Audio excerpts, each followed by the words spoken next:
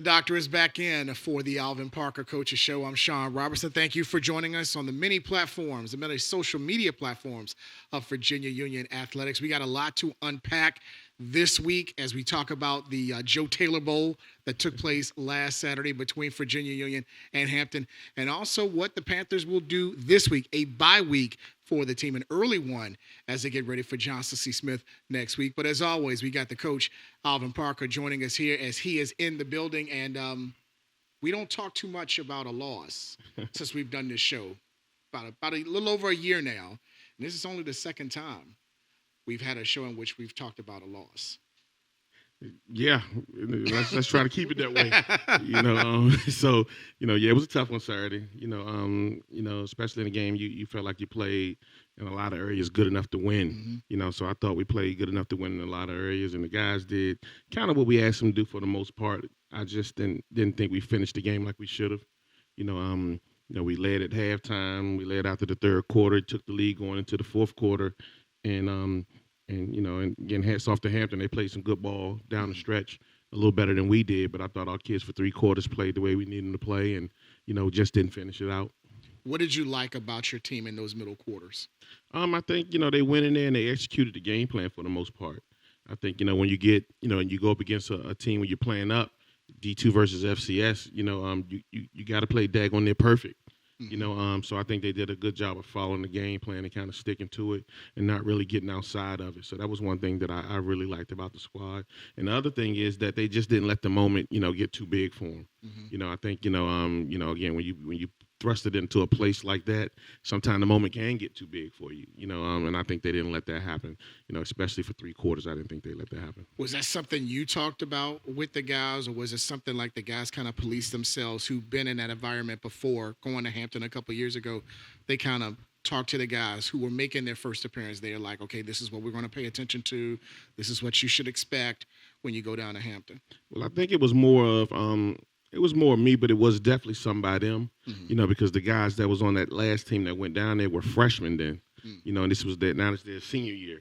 So they got to see it from, being a young guy on the team versus now being, an older guy on the team. So they kind of was able to explain it. But, being in games like this, I thought it had to kind of come from the top on down, so, it was kind of rattled by me all week, and those guys did what we needed them to do.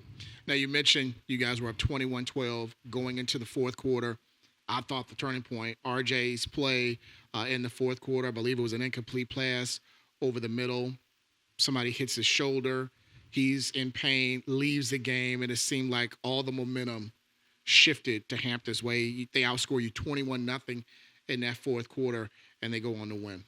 Yeah, at that point, it probably was a big turning point for us, but some of the things, again, like we preach, not just from a point of a quarterback going out, but some of the things that you got to just do well. Offense, you got to convert third downs. Defense, you got to get off the field on third downs. You got to make tackles. You got to make blocks. Those things that are just pretty simple when it comes down to football. Those things that win games no matter who you're playing. Some of those things just didn't happen down the stretch like they should have. And again, like I said, hats off to Hampton. I don't want to take anything away from them. They did score 21 unanswered on us, and our guys didn't respond the way we needed to respond down the stretch, But again, it's hard not to praise your ball club to be in a game like that and take that lead into the fourth quarter. I feel like it was a little bit more that, myself, that I could have did, to kind of willed us to a win and did some things different. But, we learn from it and we move on. Mentioned third downs. They were 10 of 18 on third down. And the other stat, 6 of 6 in the red zone. When they got inside the 20, they were able to punch it in. Yeah. They made we held them to a couple field goals on some of those, which were pretty good by our defense. They bent a little bit, but they didn't break. But a lot of those third downs came down the stretch. For the most part, I thought our defense played extremely well. But Hampton had a game plan going into it too. Running behind that huge offensive line. Yeah. So they had a game plan going into it too, and I thought they stuck to their game plan. Again, our guys didn't back down. They executed the game plan, like I said, for the most part. And then you get down those little things like that, that you can find in the numbers, with those third downs and some things like that, with those red zone opportunities, we just got to play better and do better at it. Do you think, we always talk about, FCS, they have the more scholarships. They have the deeper roster as opposed to a Division II school. Do you think fatigue at all played a role in that fourth quarter? Because they had, 22 plays in the fourth quarter that they ran. You guys only had 10, had a couple of 3-and-outs, had to put that defense back on the field at that point, and they were able to use bursts again to kind of run that clock down in the fourth quarter. Well, it's hard not to say it doesn't play a part in it. When you get into those type of games and those type of situations, but I won't ever use it as an excuse. Yeah. It's what it is. But you know what? Down the stretch, we just got to play better. Mm-hmm. But when you see things start to happen late in the game, you kind of see your guys in a mode and trying to get them out of it. And they played their butts off, like I said, for 3 quarters. You kind of want to find a way to get them out of it as a coach, and not necessarily say it's on some of the things, the outside things that we're kind of looking in. But it's tough not to say that, But again, it won't come out of my mouth that that was a disadvantage for us. Afterwards, what did you want to see from the guys? As far as maybe not accepting the loss, but just facial expressions, mood of the team. Like, hey, we were there. We're gonna learn from it to get ready for conference play. What did you see amongst the guys that said, "Oh, we're gonna turn this page real quick to get ready for Smith"? Well, a lot of them were bothered by the loss, because they felt like, we were in position to win the game, So, and as a coach, you want it to be something that's not necessarily affects those guys, but you want it to be something to make them care. And I've seen a lot of guys care. We got a team that's, pretty experienced, like you said, not really used to, taking losses. Yeah. So, in a situation when you lose that, you want to see that those guys are able to rebound, take the coaching that you're going to get from it, learn from some of the mistakes that you made from the game, and use it moving forward. On Sunday, all those guys is right back in there, ready to be coached up. So that's the biggest thing. We all kind of took the loss, and, use it to get better from the coaches on down. Other superlatives. I mean, we got to mention what Byers did. Another 100-yard plus day. He's getting closer to breaking some records that a guy that you played with has held for a long time here at Virginia Union. He's 12 away from breaking the touchdown record, and he's getting, I think, less than 1,000 yards from breaking Andre Braxton's record. I know you don't like to compare, but you've seen Byers before. You played with Andre Braxton. I mean, can you do a couple of comparisons on how special Byers is and how he is with Andre? They both were game changers. I think that's the biggest thing that, some of the similarities, and they both can do so much, when you get the ball in their hand. We ran a lot of the offense through him when he played with us, and we run a lot of the offense through Jada. Mm-hmm. Some of the differences are, maybe, Jada probably can do a little bit more as a receiver, but we didn't necessarily use, Braxton as a receiver. We just kind of handed it to him. But that's some of the things that, you probably see that's a bit different. Both of those guys are capable of making people miss. Both of those guys are capable of running people over, and both of those guys are capable of running past people. And I guess that's the recipe, for anybody that's going to put up those type of numbers, so not a whole bunch of differences. Both of them were kind of short in stature, so that you'll probably see. But, I guess that's the flavor, for a guy who's going to have that many yards and that many touchdowns. Very fortunate to have the opportunity to play with Andre, and like I say, Coach Jada, see firsthand how Absolutely. special those two backs are and have been for Virginia Union football. We're going to come back after a short break. We're going to have our player lounge segment. We're going to have the 3 players that were recognized by the CIAA as players of the week for their respective team, for respective positions, rather, to include Jada. So stay with us as the Alvin Parker Coaches Show continues right after this. The thing about VUU is, it isn't just one thing. It's about the early morning drive, grounded in a legacy of resilience. Nights spent under the gaze of ancestors, forging the future. It's honoring traditions while sparking global change. It's about leading the charge in historical legacy, infused with the wisdom of generations. It's the heart and soul of Black culture and the thrill of winning the football championship. VUU is all this and more. This is Be you. We're back here on the Alvin Parker Coaches Show. This is our Players Lounge segment, an opportunity to talk to the guys who put on the jerseys each and every week. And we got 3 guys that received superlatives from the CIAA this past week from their performance against Hampton on Saturday. We got running back Jada Byers. He was named running back of the week.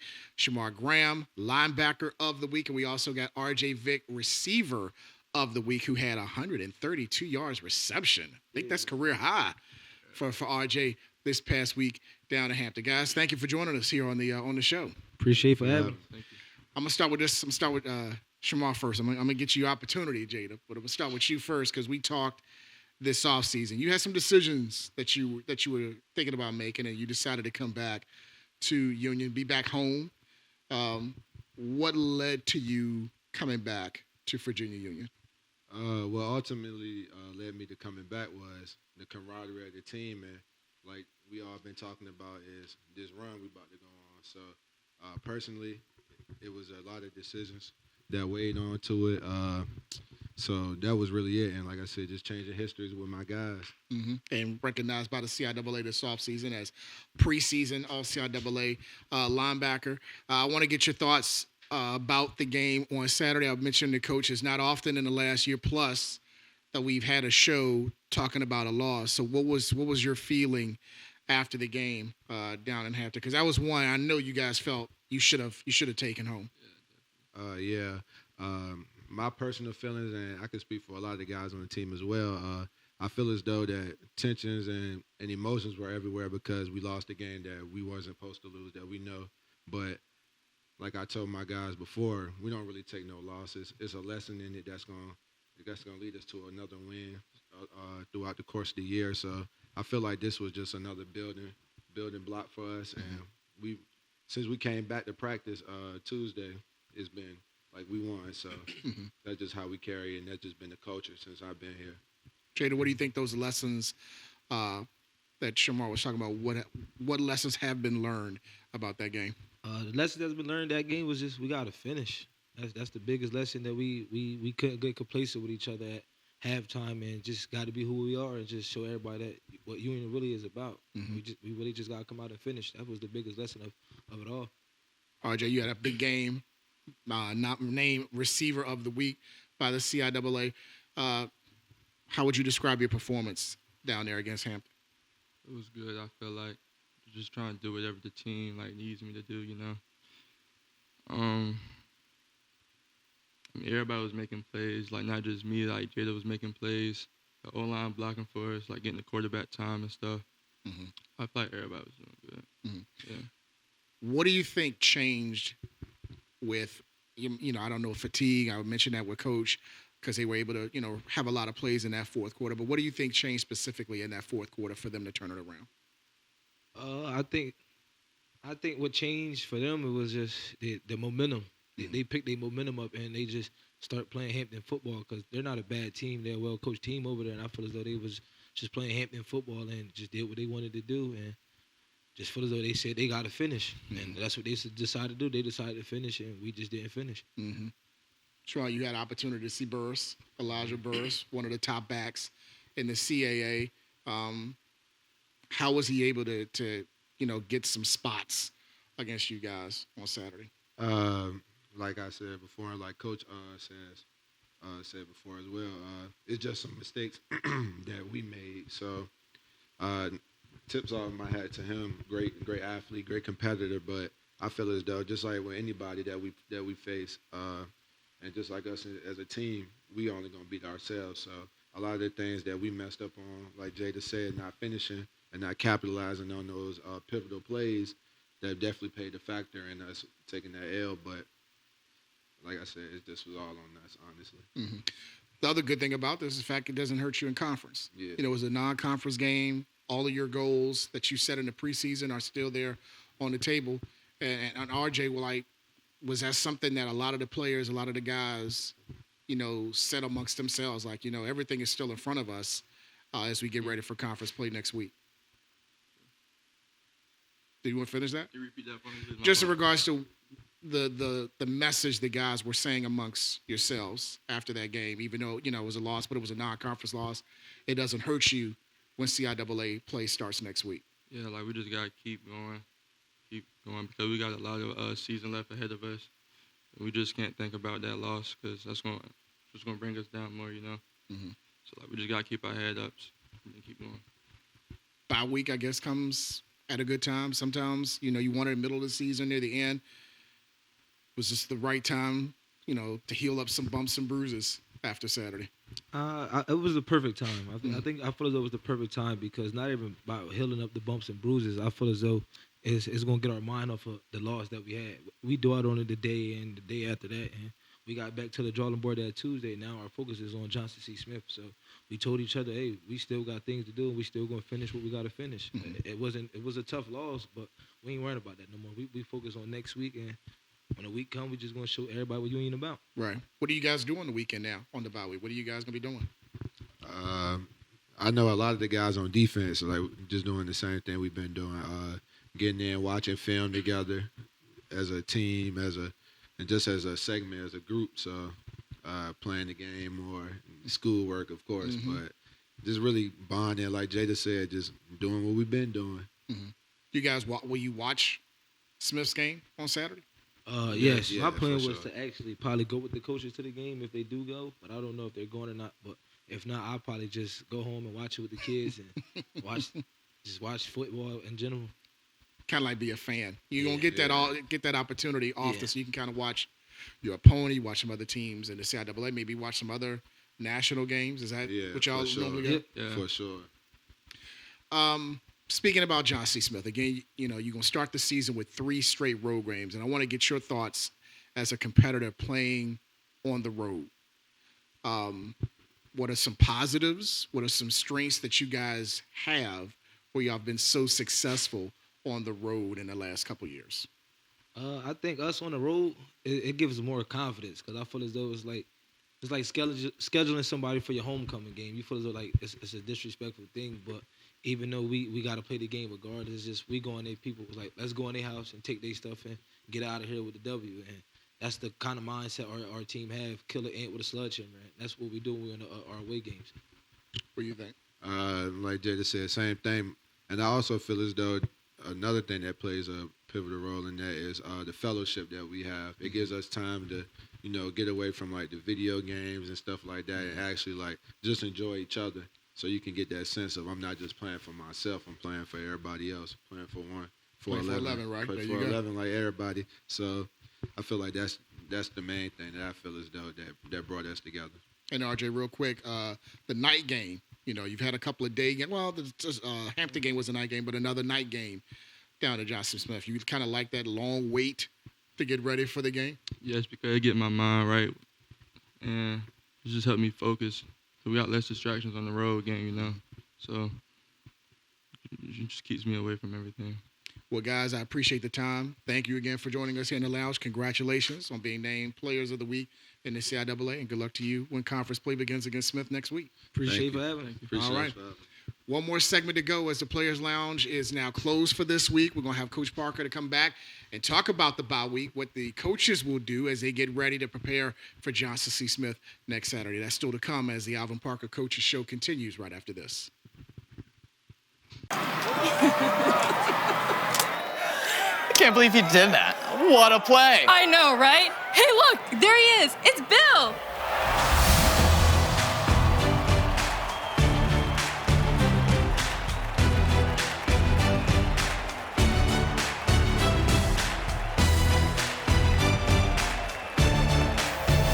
All right, y'all, hop in. Let's get y'all home safely. Bill, you're a real team player. Remember, 100% of alcohol-related crashes are preventable when you choose a sober driver and buckle up. So before you leave the stadium, I have one question for you. What's your game plan? Visit whatsyourgameplan.org to learn more about Drive Smart Virginia's initiative to keep our roads safe. Back for our final segment here on the Alvin Parker Coaches Show. We once again want to thank the guys for joining us here in our Players Lounge segment, our last segment. Now we're going to focus on the bye week. It comes, I think, at a good time for Virginia Union as they get ready for conference play a week from Saturday against Johnson C. Smith. Jada in that last segment said, look, if you guys are going to scout, he want to be in the car with y'all to make that trip to Charlotte to see Smith play in person. Yeah, we using this just as a week to kind of, again, like I think more so focus on ourselves. You know, we played two games, so you know this ball club wanted to make sure they established, you know, what type of team they were, and I think, you know, through 2 weeks we kind of see what type of team we are. You know, so you know we focused this week on just kind of making sure we were our best selves, and those guys did that. You know, now we'll take it to the weekend where, you know, we're used to getting ready for a game and used to, you know, kind of having somebody to prepare for. You know, but again, we just focused on making sure we were good. And, you know, now we'll take it in, like I said, into the weekend. The guys get a little rest and all of that. But, you know, from a staff standpoint, we're going to still be to the ground working, making sure we got these guys ready to play next weekend. Well, you lead me to my next question. I think a lot of Union fans are kind of like waiting to say, why didn't you ask about RJ? So let's ask about the health of RJ Rosales, the quarterback we mentioned in the first segment, got knocked out of the game in the fourth quarter down at Hampton. How is he feeling? And if you had a game on Saturday, would he have been able to play? Thank goodness we don't have a game on Saturday, so we don't have to make a decision on it. You know, but he's healing up. You know, like I say, you know, if you ask me, I'm gonna be like, I don't know. But if you ask him, he's gonna tell you, yeah, he's ready to go. You know, but when I speak to our depth and speak to, you know, the guys that we got that are ready to play at every position, quarterback is one of those. You know, so if anything, you know, was preventing him from playing, I think, you know, Mark Wright will be ready.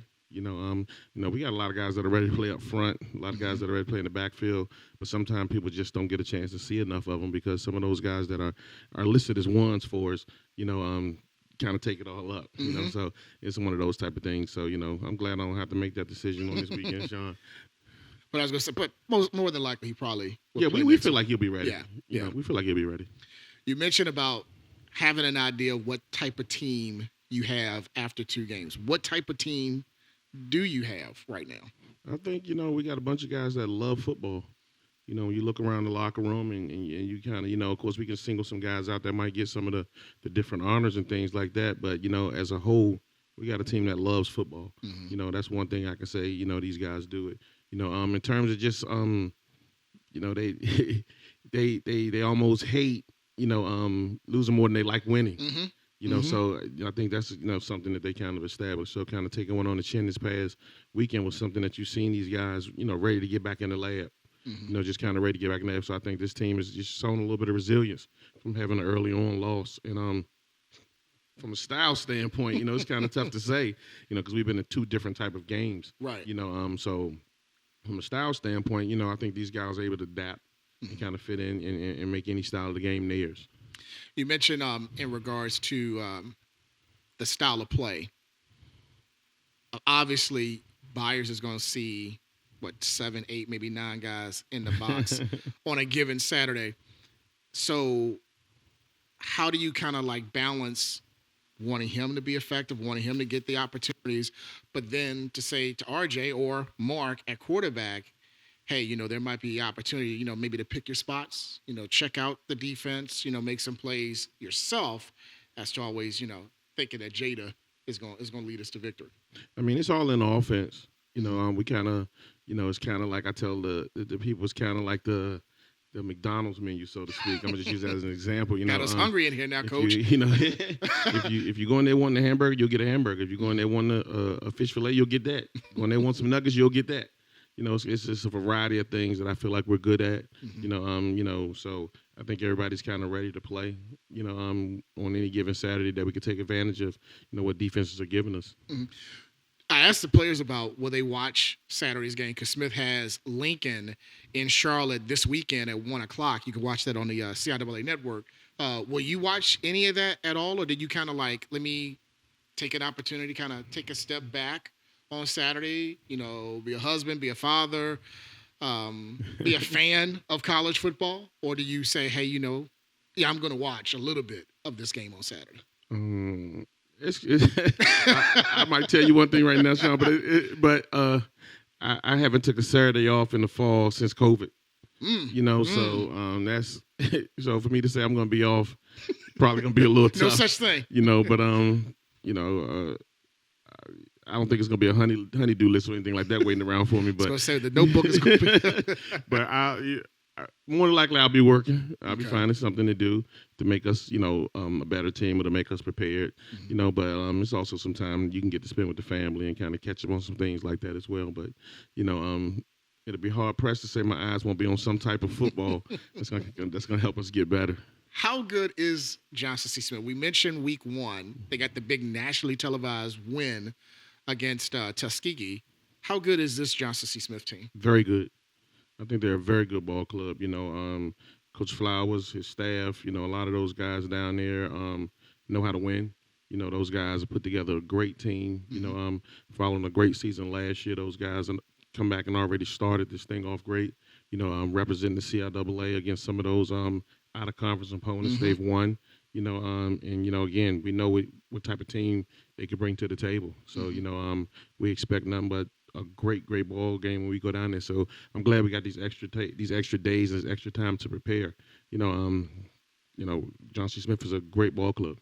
You mentioned I believe they finished second behind Fayetteville last year, right? In the CIAA, well, when they were in divisions, the CIAA South, and to start off undefeated, they're kind of showing that maybe that was not a fluke last year. This is a legit Golden Bulls football team. Oh yeah, they put up some extremely good numbers defensively.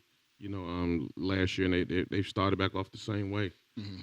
So we know our team hasn't played them in a few years, so we don't necessarily know the dynamics of everything like that. But in terms of just the way they've played and what they put on film, they got an excellent ball club. How important is it for the guys this week for the mental aspect of the game? You maybe want them to rest a little bit, get off their feet, not do too much, but stay mentally sharp this bye week before you start the long grind of a CIAA play. I think the coaches have done an excellent job in controlling that. Just kind of balancing it out. We've been able to kind of slowly put things on these guys' plates and kind of do that type of thing in terms of game planning. It's the first time I believe in my career where I've had kind of the bye week format where you can kind of use this time to prepare for one opponent. So that's been something that's been good. And then again, just making sure these guys are at their best in the health department and in the mental department. So that's been something that's been good for us this week going into the weekend. Well, Coach, enjoy the bye week. Whatever you do, whether it's going to be work or not, enjoy it. And we will talk to you again next week as we focus a lot about Johnson C. Smith. I look forward to it. All right, that's the doc. The doc is now going to exit his office and get ready to do whatever this week. Don't forget, join us next Thursday night, 7 o'clock on the many different platforms of Virginia Union Athletics as we talk about Johnson C. Smith. Conference play begins. The road to Salem starts next week for Virginia Union. Thanks to the players again for joining us in the Players Lounge. Thanks to Coach Parker. I'm Sean Robertson. Thank you for joining us, and we'll talk to you next week on the Alvin Parker Coaching Show.